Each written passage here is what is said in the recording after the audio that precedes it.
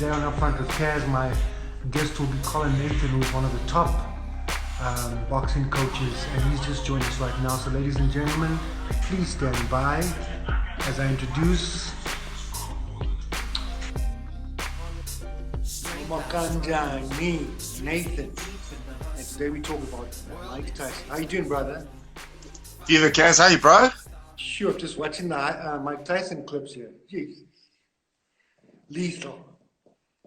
Yeah. Watching the beginning fights with Cuss over the ropes, talking to him and talking about, remember, you're looking to throw the shot that no one else is going to stop.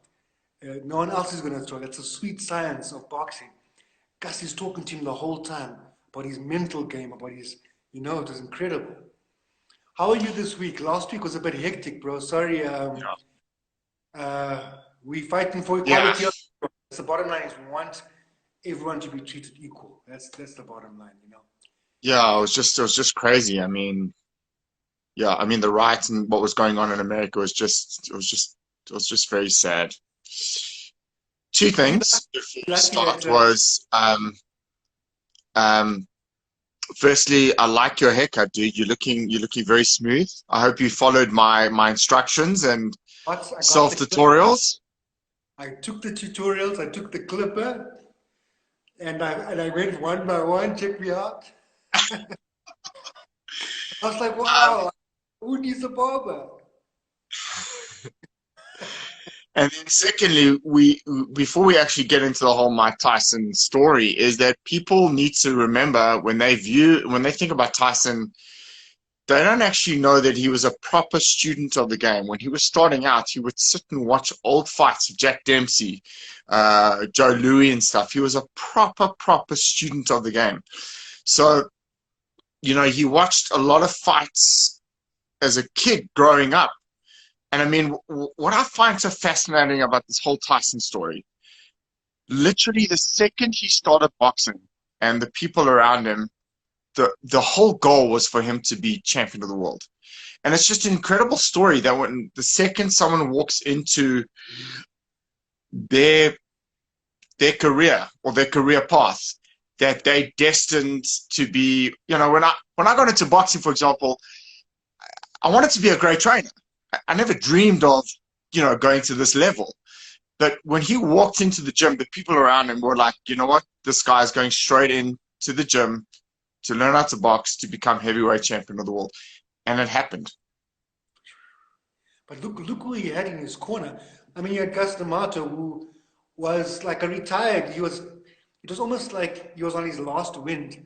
And this was like a real Rocky story where this kid came in and he put all his dreams into this kid, and he spent time before the training session, after the training session, like for hours, like you said, watching, going over the tapes, getting into his mind, letting him read books. He became a student of war, the art of war. Mike Tyson knows about every person that's conquered anything. He's quite literate. People need to understand that he's studied every warrior that ever existed, And that's why I'm saying that he really was a student of the game. And we got to mention his, Kevin Reaney was behind Cuss, Teddy Atlas at one stage before there was that incident with his niece.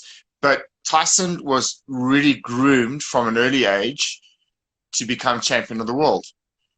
Going into his amateurs, he came up short against Henry Tillman twice. Yeah. I think the first was a contentious decision, if I recall. But obviously when they fought for the third time in the pros, Tyson knocked him out in one round. But I mean, Tillman went on to win the gold medal in the 84 Olympic Games, I believe. Yeah, 84 games, Olympic Games. But what was interesting is that early on, Jim Jacobs and Bill Caton, his managers, had this huge library called Big Fights Incorporated, which was later sold, I believe, could be to ESPN. I'm not 100% sure. But what they did, and this was before the era of social media, Kaz, and Facebook and stuff. What they did was his first few fights they packaged, and they sent these cassettes. I'm sure it was either Betamax or VHS in the day. And the guys listening, if they're old enough, they'll understand what we're talking about. And they sent these cassettes all around America to all these relevant boxing journalists. And the hype and the aura of Mike Tyson started in that position. Was he was knocking guys out in 1 or 2 rounds. And to create a buzz, they started sending all these, these fight forms of Tyson to create this interest and hype. Nowadays, all you got to do is take your phone, put something together, and you can just send it out on social media, and it can hit, too many people you want. But back then, they didn't have that. And they had the foresight to start marketing and building this wrecking machine called Mike Tyson. And I think that's also very important to note, that that's how the interest was gained and created within Mike Tyson. Yeah. Something happened that was interesting is while he was with Gus and Gus was still alive, Gus really worked on his mental game. He made him fierce. He made him believe without a doubt that you're a killer. I even watched once where he said after he had a fight, someone came to speak to him afterwards and he spoke to him, and then Gus shouted at him afterwards, it's like, why did you speak to that person? Don't speak to nobody. You're the most feared person on the planet. That's that. So that was the mindset. And then as soon as Gus went away, of course we know who stepped in and for some of the money and the bling. So let's talk about the era of Tyson with Gus, and then when Gus passed away and what happened after that. And then we'll talk about the fights that changed everything. Well, I think Gus had the foresight to know that this kid was something special and that he was going to be champion of the world. And he's had experience with Floyd Patterson. And hold on, my little girl wants to say hello. Hello again. Okay, you need a wee? I can't now. I'm doing an interview, baby, later. Sorry, guys. I can't now. Afterwards, okay? And what happened was he took, he stayed in Catskills with Gus and his wife. And just told them, Makai, sorry, excuse me, 1 second. Please. Sorry, guys. And what happened was he stayed at the house. Jim Jacobs got involved. Bill Caton got involved. Obviously, really good guys who funded the whole operation behind Tyson. And literally, they brought in sparring partners. There was a story with Lennox Lewis back in the day. We'll get into that later, maybe. But he was developed literally from this teenager into this wrecking ball. And Gus did work on his mind. Gus, was a legend in his own right, one of the greatest teachers and mentors of the sport of boxing. But Tyson's whole thing was he knew going into this that this was his only chance to become something, because he was a troubled youth. We can't deny that. And obviously throughout his career, he was a troubled human being as well to a point. But his whole mental aspect was exactly what you said, is that you will be feared. You will be the most feared fighter on the planet. And this is how I want to program me. And he was programmed literally from the day he walked into Gus's life. Teddy Atlas initially was there. Kevin Rooney was initially there. And Kevin Rooney stayed with him to become heavyweight champion of the world, undisputed heavyweight champion of the world.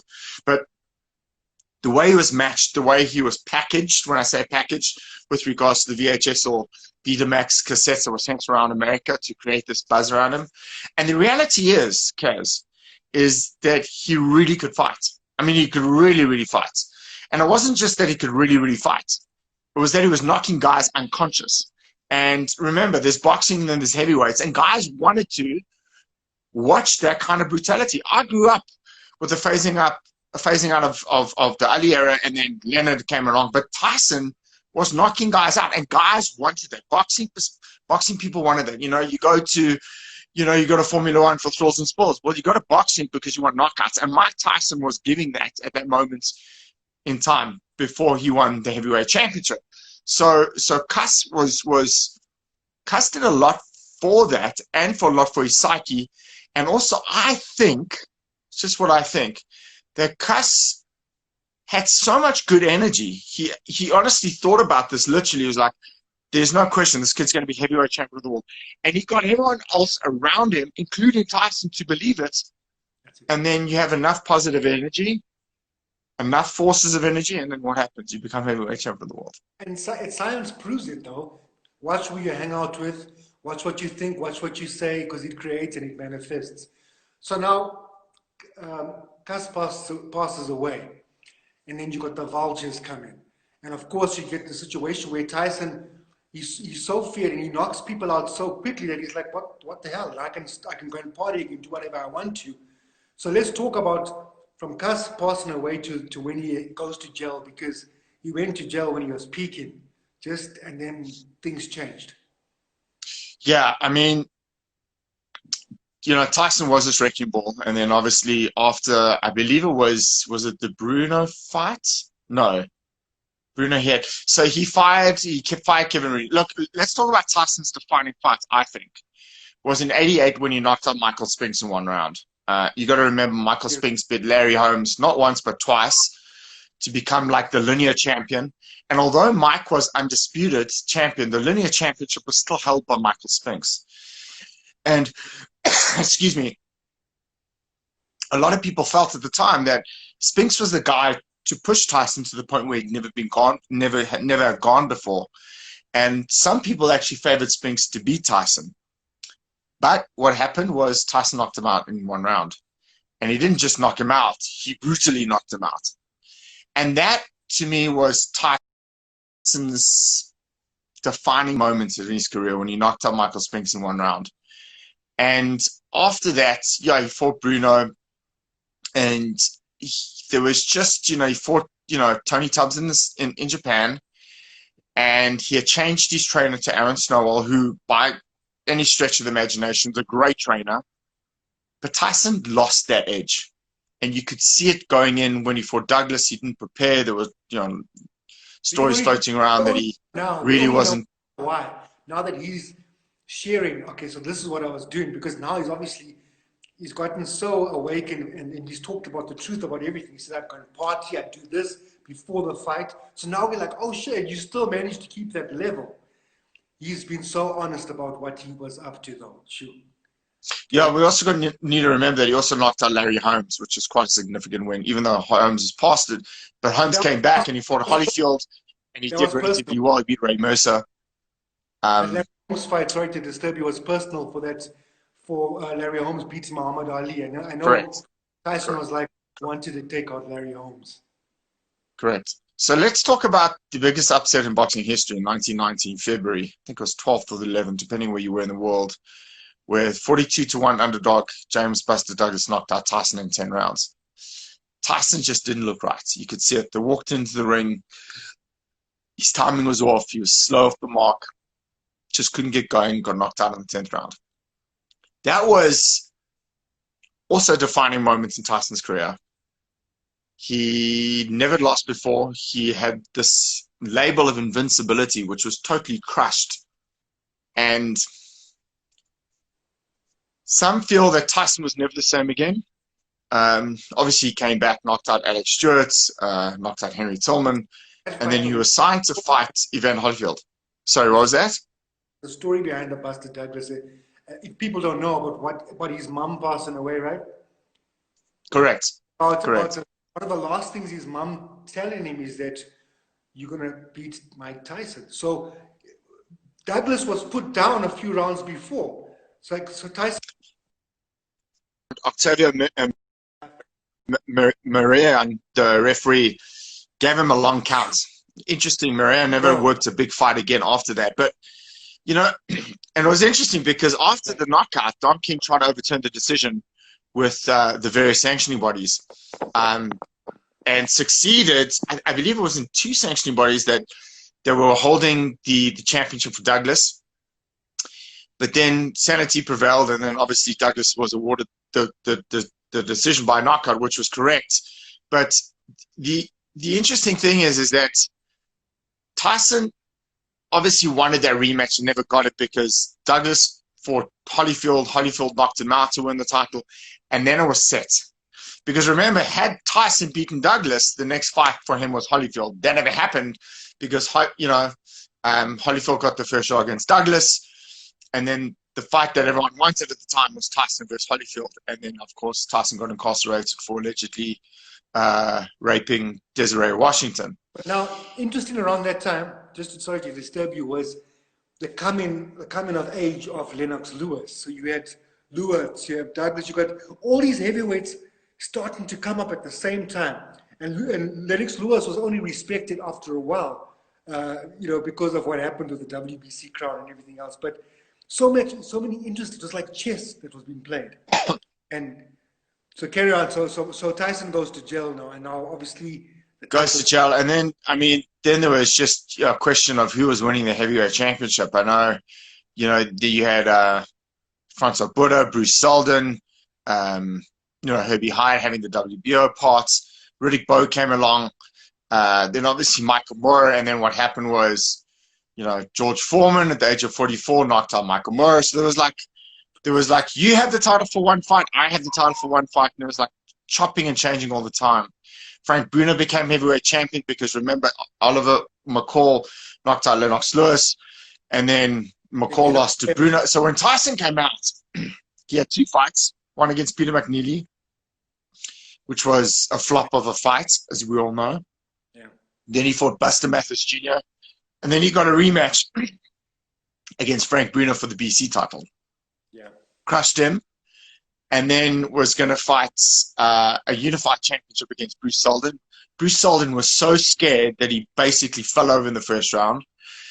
Tyson was then WBC and WBA heavyweight champ. Lennox Lewis is number 1. Tyson didn't want to fight him at that stage, vacated the belt, and then fought Holyfield. And we all know what happened thereafter. But he Got stopped in, was it 11 rounds, I think? 11 rounds? Crazy. Holyfield's style, let's talk about for a second. Holyfield's style was just, it sort of muted Tyson's style. Here's this cruiserweight coming up and, just changing the game in the heavyweight division. No one expected that. No one expected that. And his fight before Tyson against Bobby Ches, he looked shot. But there's one thing you got to say about Holyfield in his career. He always wanted to fight and beat Tyson. Since he was, that was his ultimate goal. And, when you get those kind of opportunities, you make the most of it, and he did. And then Tyson obviously got banned for the biting of the year, came back, knocked out Francois Butter. You and I are watching that fight together, 1999. And then obviously put a few wins together and got the shot against Lennox Lewis. And then obviously got knocked out in the 8th round. And then he carried on after that. And yeah, I think something was lost from Tyson after the Douglas fight. But he did show glimpses of his former self when he reclaimed the heavyweight championship after coming back after being incarcerated. The thing is that he carried on again far past his prime. Yeah. Kevin McBride, who he lost which was his last fight, he should have never in a million years lost that fight. Lost to that kind of fighter. And Daniel Williams is the same. Again, it's one of those things where the fighters in the careers just don't know when to let go. The motive, I believe, for Tyson fighting was obviously to try and pay the tax man from what I was reading and stuff. Obviously, he needed the money. And he admitted it in his last fight against McBride. He was like, look, I've been lying to the sport and I just can't keep lying anymore, that I just can't do this anymore. And that's why, you look at the things of him coming back now, and I just roll my eyes and I shake my head because... Let's pause for a second. So there's 2 things to talk about here.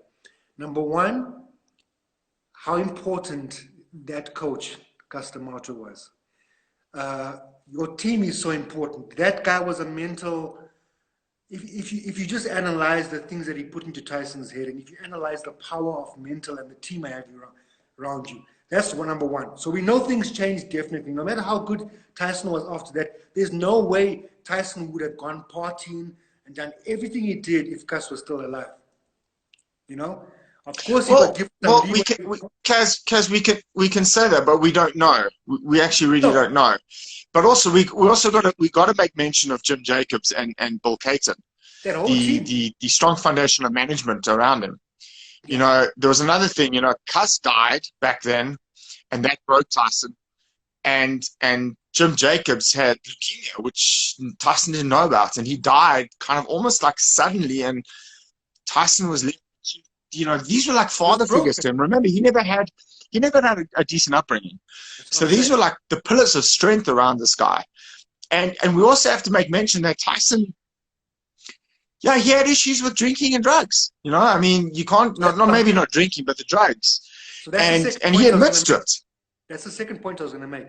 So he goes through all this pain, and because he's been brought up with his mother doing all these different things and him really having a shaky background, and now his father figures pass on. He's broken. He doesn't know what to do. So he resorts to drugs and all these things to plaster up.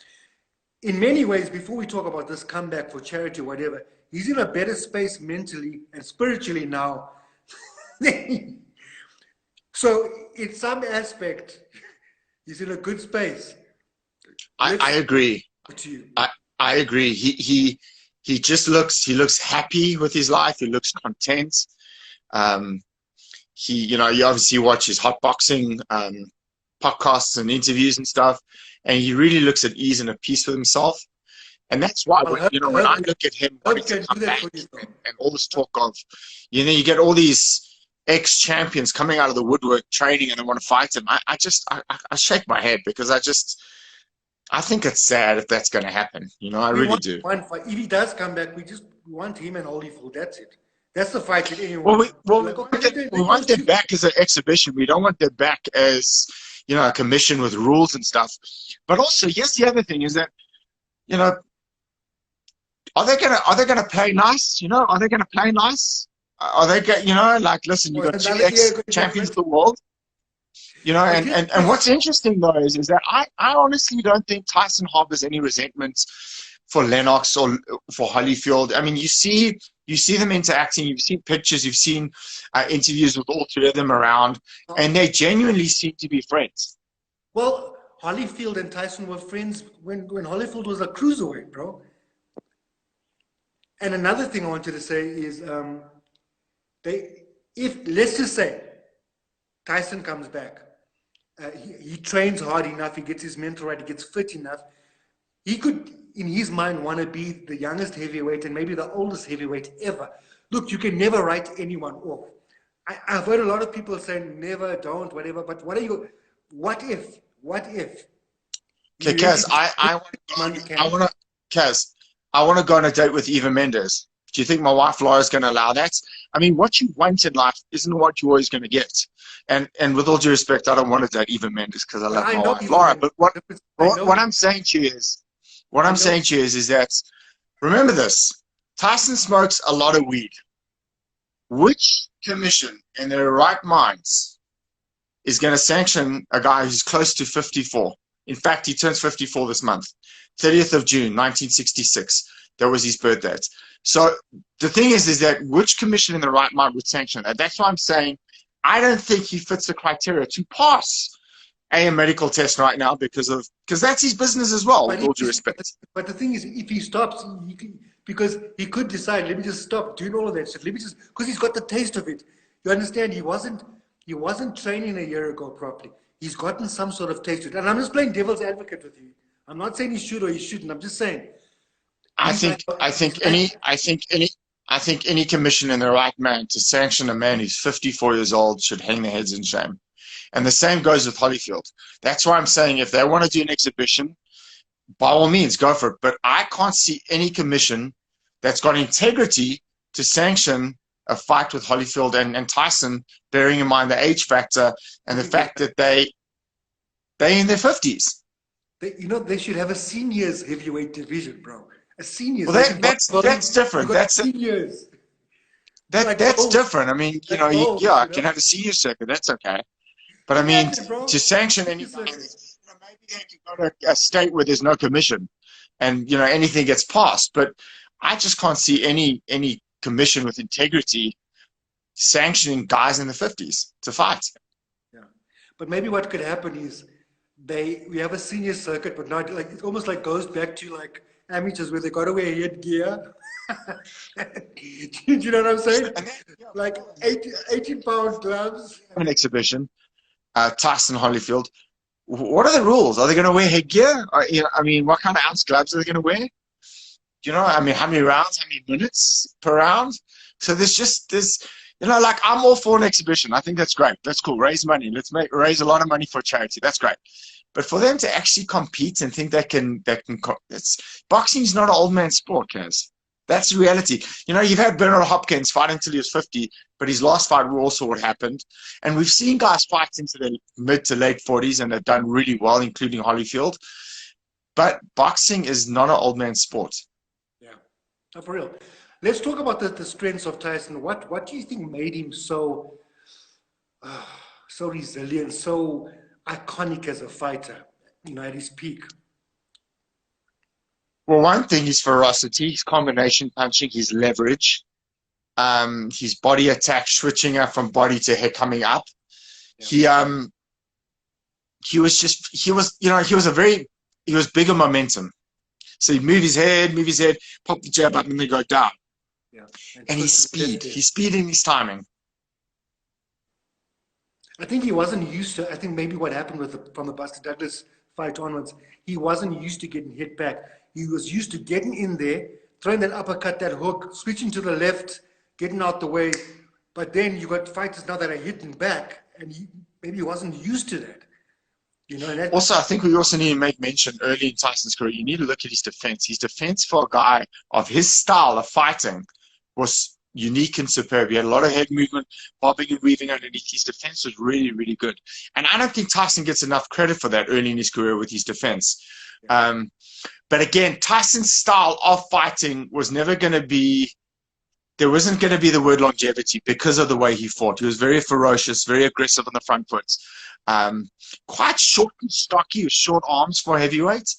And as he got older, and his timing and reflexes slowed down because of age, you could see guys with longer range and stuff, particularly Lennox Lewis and stuff. And James Douglas as well used that to a T, although Tyson wasn't mentally and physically ready for that fight, I believe. But that's why he struggled with those kind of fighters, guys who could really box and move and stuff. Where does Tyson fit in like the top 10 heavyweights of all time? Where does he fit into that? Where do you put him? So there's been a lot of debates. I'm not sure Tyson goes in the top 5. I'm not sure. I'm not 100% sure. You got guys like Jack Dempsey, Muhammad Ali, Lennox Lewis, who I believe was the fighter of the 90s in the heavyweights. You got Larry Holmes, which no one talks about. Yeah, Tyson beat him when he was past his best. There were some really, really good heavyweights throughout the years. But maybe Tyson could be the top, 6 to 10, somewhere there. But it would be hard to put him in the top 5 of all time. If he hadn't gone to prison, because if you recall, if you look back, there was a fight on the cards for him and Holyfield, and then prison happened. So imagine that he didn't go to. Just imagine in a different circumstances, he didn't go to prison, and that fight happened with Holyfield at that level. What do you think would have happened there? Then he was. Again, it's hard to say, but what I think, and this is the fact that I always keep the back of my mind, is that the one fight that Holyfield always wanted was Tyson, and that's why he stepped up to the plate. And I suspect, stylistically, Holyfield wouldn't have been intimidated by the whole Tyson, gangster, thug, bully mentality. Yeah. I think he would have had his number then. He had his number later on in life. And I think he was just the one fight that Tyson just couldn't beat. Stylistically couldn't beat, and that was Holyfield.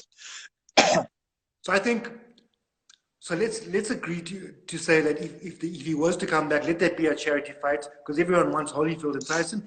Let them get some money in the back pockets, give money to charity. But before we go, I want to talk about your top 3 Tyson fights of all time. What pops in your mind? Okay, it's got to be the Trevor Berbick when he won in '86, when he knocked him down 3 times with one shot in the second round to win the WBC Heavyweight Championship of the World, to become the youngest ever heavyweight champion. That was the one. The second one was when he knocked out Michael Spinks. I mean, there was just such an epic knockout. I mean, a fight that going in that people... I felt like going to pick up Spinks up and go, "Are you okay, my brother? Are you okay? Can I get you a cool drink or something?" It was that scary, bro. Yeah, it was that. And then again, I think when he came back, when he beat Bruno for the second time, and people might question it, but this is why I'm saying, I was reading the other day that on one of the platforms on social media that Tyson never faced adversity. Well, I disagree with that, because he went to jail and he faced adversity coming back. And even though he had beaten Bruno before, the way he dismantled him in 3 rounds to reclaim the heavyweight championship was impressive. Bruno was a far better fighter then than he was when he first fought Tyson in '89. Bruno was so And scared, bro. yeah, I mean, you just remember Bruno doing the sign of the cross.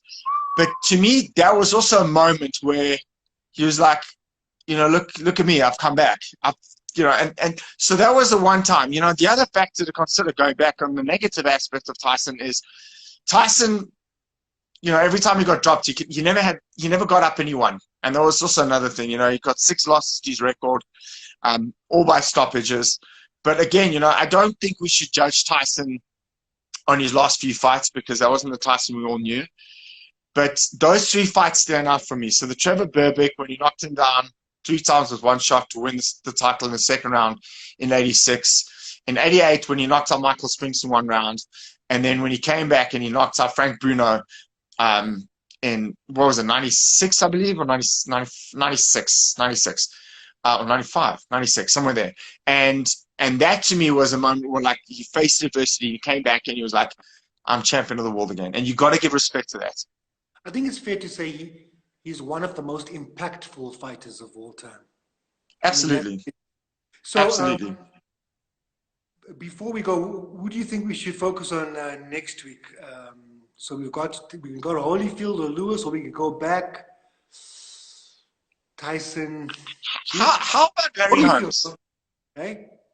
Okay, Holyfield or Larry Holmes? Let's go Holyfield first, because that. Okay. And then we can go back to Larry Holmes, because Larry Holmes, cool. People don't know it, he held the title for like a long time, bro. Do you know what I'm saying? Great heavyweight. But before you go, Carl, and we have to touch on this because of what the world's going through. You come from a community as well. It's been through a lot of stuff, and we want equality in the world. What are your words to people that are going through injustices and stuff? Because this is obviously a platform where we support each other in being equal and just looking after everyone. Well, look, I'm Jewish, so my religion's been faced with a lot of trauma throughout the years. Anti-Semitism and the Holocaust, of course. So racism to me and anti-Semitism are very, very close things together. And I'm just shocked that obviously we saw the video that went viral a week and a half ago that shocked the world. And we all need to remember, it doesn't matter about religion, it doesn't matter about color. We're all humans. We all bleed the same way. We go to the toilet, we eat the same food. Some of the food's blessed and so forth, but inevitably we're all human. And I think people need to remember the fact that we're all human. We all deserve respect. And I think the world, if they can take notice of just those small principles, will be a better place for all of us. Well, we brothers, we've crossed culture, and we work with a lot of people from everywhere else. So we'd like to say viva to each other and viva to everyone else out there. Viva, brother. God bless you guys. Colin, I'll see you next week. We'll talk Holyfield. For sure. And everybody else, we love you guys. Stand up for justice and peace and equality for everyone. Thank you, Colin. Guys, thank you for watching this show. Thank you for your support. And we'll see you next week. We'll talk about Holyfield. Love each other. Struggle. Streets knee deep in the hustle. World enslaved, stop the killing. Fighting for peace, but we're starving.